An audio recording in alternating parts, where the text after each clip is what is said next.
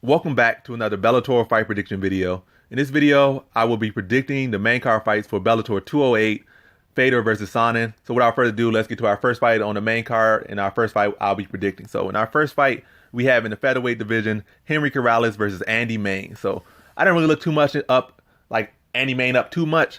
But from what I see, he's a more of a submission grappler type fighter, a lot of wins by submission. As far as Henry Corrales, he's been around Bellator for a good minute now. At first, he seemed like he wasn't really gaining traction, but now he's truly gaining traction. He's truly coming into his own. And I think he's showing the fighter that he can be, and the fighter he will be, and the fighter he is right now. I think Henry Corrales isn't necessarily like a power puncher. He definitely has power. It's not like it's gonna be consistent power like this guy you gotta watch out for him knocking you out. But it's like he has that power you have to respect, and he has that physicality. Like when he hits you, you feel it. It moves you around, and he's definitely in the grappling transitions. He could muscle people around a lot of times. You could tell that he's a physically strong fighter, and he knows how to use it and when to use it. And he has good endurance and good strength and conditioning. I think that's gonna play into this fight. He has had some like a lot of losses, like not too many, but in his as far as Bellator, it seemed like most of his losses came by submission. But I don't think those fighters were much higher caliber, former champions or top notch contenders in the division, and that was a couple years ago now. So he's evolved since then. And plus, I don't think Aljamain's going to have those other fighters have other things that will lead them into those submissions. Like they had striking you had to respect, they had this and that, or they had experience that would lead them to those positions, and they forced Henry Corrales to react, and then they set up a submission. I don't think Aljamain's going to necessarily have that striking that will force Henry Corrales to make a mistake that that Aljamain could capitalize on. So I feel like Henry Corrales is going to be using his physicality to defend that grappling chance. I think he's good in the scramble. He'll be able to avoid the submission, maybe even end up on top and land some damage there. Take the fight back to the feet when needed, and wear on Aljamain with his striking. So he'll wear on Aljamain with his power, just making Aljamain feel that power weigh on him, that damage weigh on him. Those shots, Aljamain will be feeling the power. I think he's gonna crack Aljamain down. And I see a second round TKO. So in this fight, I have Henry Corrales via second round TKO. Then on to our next fight, we have in the heavyweight division, Cheick Kongo versus Timothy Johnson. Cheick Kongo been around the sport for a very long time, was in the UFC for a very long time, has been in Bellator for a good amount of time now. Pretty much he's been like had two whole careers. He had a whole career and like a long career in UFC. Now he's been in Bellator for like 5-6 years as well. So he's been around both like leagues for a long time. Timothy Johnson was in UFC. He had a good little stint, but it was like, I think it was like a 500 stint where he win, he lose, he win, he lose, he win, he lose. But every time out, he fought good competition, and he put on at least a respectable performances. Like he gave everybody he fought a tough time.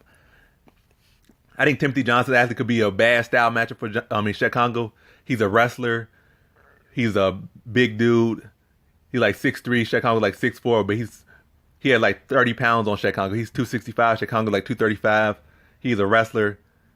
Like I said, power, size, and wrestling. And he's a pressure style fighter. So that's all stuff that Cheick Kongo has had issue with in the past. And I think I was leaning to Timothy Johnson at first, but I think I'm going to go to Cheick Kongo because he's actually put on good performance. He fought the former Bellator champion to the still undefeated Bellator champion to a decision, and pretty much a 3-2 decision where the former champion only won by one round. That's a solid wrestler, solid Sambo practitioner, solid Sambo world champion. And he fought the other wrestler who I forget his name, like Tony Johnson, I think is the name, the black guy that's kind of chubby and short. That's a pretty solid wrestler who's beat a lot of good competition outside the UFC.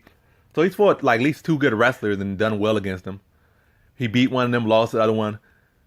And I think they both are, well, I think at least the former Bellator champion is better than Timothy Johnson. So if he could do that with that guy, I think he could have some success against Timothy Johnson. I actually think Cheick Kongo's finding the grooving, and I think he's motivated to send this Bellator heavyweight tournament and him not being in it. I think he's going to have something to prove, and I think he's going to come in sharp and actually just stop Timothy Johnson. I think he's going to be able to stop Timothy Johnson when he's coming in with his strikes. Timothy Johnson kind of swings more of a hook-type fighter, and Cheick Kongo fires down the middle, and he fires hard. And Timothy Johnson will be nice and tall. He's not going to be no short fighter coming over top with no overhand right. So I think he'll be walking right into that straight. I think Cheick Kongo will be more than willing enough to engage in the clinch. Timothy Johnson engages in a wall install just like Cheick Kongo does. So I think those knees like to the body from the clinch will be there, and I think Cheick Kongo will be able to land those. And I see like actually a first round stoppage for Cheick Kongo, hitting with a knee and hitting with some of those straights, punches, curling Timothy Johnson up and getting that first round TKO. So in this fight, I have Cheick Kongo via first round TKO. Then on to our next fight, we have in the middleweight division, former Bellator middleweight champion Alexander Shlemenko versus Anatoly Tokov. And I'm gonna be honest right here. I didn't really look to in this fight to this fight. I mean, I looked this fighter up at all. But as far as Alexander Shlemenko goes, I think he's a proven fighter. Unless this guy is some phenomenal grappler or phenomenal sambo person. Matter of fact, this is some phenomenal wrestler, phenomenal top control, phenomenal pressure. I just see Alexander Shlemenko just stopping him pretty quick. Shlemenko gave Gegard Mousasi all he could and had Gegard Mousasi very hurt and could have actually still won that fight on the decision. Like, the decision could have went either way. So Shlemenko's still very much a viable fighter in this division. And I don't think Anatoly Tokov is going to be biting off more than he could chew. I think Alexander Shlemenko stops him in the second round. So in this fight, I have Alexander Shlemenko via second round TKO. Then on to our co-main event, we have in the lightweight division, Benson Henderson versus Saad Awad. So as far as Saad Awad goes, Bellator veteran, fought a lot of competition, fought just about everybody that is anybody in Bellator between welterweight and lightweight. I think he's been around that long. He's been a top tier, I guess, fighter in Bellator for a good minute. Recognizable face and some good wins. But as far as he goes, well-rounded, decent fighter. He knows where he's comfortable everywhere. But as far as against Benson Henderson, former WC and UFC lightweight champion, I say Benson is better everywhere. Only thing Saad Awad has over Benson maybe a little bit of size and that power. I think Benson is going to be able to finding his groove again after that Werder win. Werder is not the best win. Like, Roger Werder is not the best win, but at this point in his career, but that win still gave Benson some confidence, and he's finding his groove again. I think he's going to come back even better in this fight. He's going to have his confidence back. He's going to be improving on things, and he's going to have that hunger again because he wants to get to a belt or get back to the top tier fights, get back up to where he came in to the Bellator at and back at the upper echelons. And I think he's going to try to prove that in this fight. I feel like Benson's going to be able to attack that leg, the lead leg, take off some of that power from Saad Awad. You know, Benson's good at those low leg ankle kicks. He's good at punching the knees. He's good at all that stuff. And like Saad Awad has some flying knees or some explosiveness. Like, he just really has some power in his hands, some okay grappling, some okay wrestling. And Benson is better everywhere outside the power and outside a little bit of size. I think Benson's going to be attack that leg, switch off to the body, maybe go up to the head. I think he'll mix in his own takedowns maybe in the second round and land some ground and pound on Saad Awad. Then I feel like in the third round, he'll go back to the ground after pretty much beating up that lead leg again, then going in for a shot, take him down, and get a third round submission. So in this fight, I have Benson Henderson, or let me just say Ben Henderson via third round submission. Then on to our main event, we have in the heavyweight division, the other half of the heavyweight Grand Prix. We got Fedor Emelianenko, legend, really you could say the greatest heavyweight of all time, and definitely was at one time the greatest MMA fighter of all time. But who knows now? But Fedor Emelianenko, the last emperor, doesn't need too much introduction, but I had to say it because Fedor was that dude. He's still that dude. You can't ever take back his legacy. Versus Chael Sonnen, the bad guy.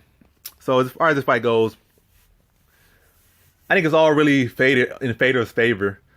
Fedor's not going to be all fat and out of shape like Rampage, all unmotivated like Rampage. Fedor has never had an issue with wrestlers like Rampage has had an issue with wrestlers, but Fedor, let's just talk about Fedor and Chael, not bring anybody else in it. But as far as Fedor goes, he has never had an issue with wrestlers. He's always been able to, matter of fact, been wrestlers, kryptonite for wrestlers, been able to out-grapple wrestlers, been able to throw them around, been able to defend their takedowns and maul them on the feet, take them down and maul them, like pretty much do whatever he wants with wrestlers and grapplers for the most part. Really none of his losses really came due to wrestlers as far as them using wrestling. Then you got Chael Sonnen. You know what he does. He comes forward, he wrestles, he pushes a high pace. That's what he does. Okay striking. Sometimes have power or at least can land a good shot, but more so when he beats you with his wrestling and pace. So as far as Fedor goes, I think Fedor's going to be able to be the better, I guess, overall wrestler grappler than Chael Sonnen. He'll be able to defend the takedowns. Matter of fact, I think if he wanted to go for a takedown, he could actually get the takedown. And I think Chael Sonnen off his back is not that impressive either. So Fedor can have his way with Chael Sonnen if he could take him down and put Chael Sonnen on his back. It's definitely demoralize him. And Fedor still has that brutal ground and pound from the top. And he doesn't even need to throw elbows or stuff. He had crazy ground and pound and freaking pride where you couldn't even throw elbows. So his power, he can light you up on the ground. And that type of ground and pound, it really doesn't leave openness for arm bars or nothing like that. Maybe a triangle choke, but not really an arm bar. And Chael Sonnen definitely doesn't do good triangles because he might lose the triangles, but he doesn't set triangles up very well. So Fedor doesn't have to worry about that too much. If he wants to, he could take him down, maul him on the ground. And as far as it goes, let me just kind of come to the final conclusion. As far as it goes, I think Fedor will be able to deal with Chael Sonnen's wrestling, but Chael Sonnen won't be able to deal with Fedor's power. I think Fedor going to actually have the fast. Chael might be the faster fighter, but I feel like Fedor will have the faster hands. He's always had blindingly fast hands, especially when he started focusing more on his striking. I think he'll be able to defend the takedowns. And then pretty much once he lands a couple times on the feet, I think Chael Sonnen will go back to curling up. Chael Sonnen doesn't like to get knocked out. He'd rather just curl up and take the TKO loss, and I think that's what will happen. I think it's going to happen in the first round. It's going to happen pretty quick. Chael Sonnen's going to realize once he try to lock up with Fedor, and Fedor is just negating his takedown, negating his grappling. I think Chael Sonnen's going to realize there that this fight is not going to go his way. And he's going to get hit. And he's going to curl up, and it's going to be all she wrote. So in this fight, I have Fedor Emelianenko via first round TKO. And that concludes my fight predictions for Bellator 208, Fedor versus Sonnen. Thanks for watching. Like, comment, and subscribe, and come back for more videos. Peace.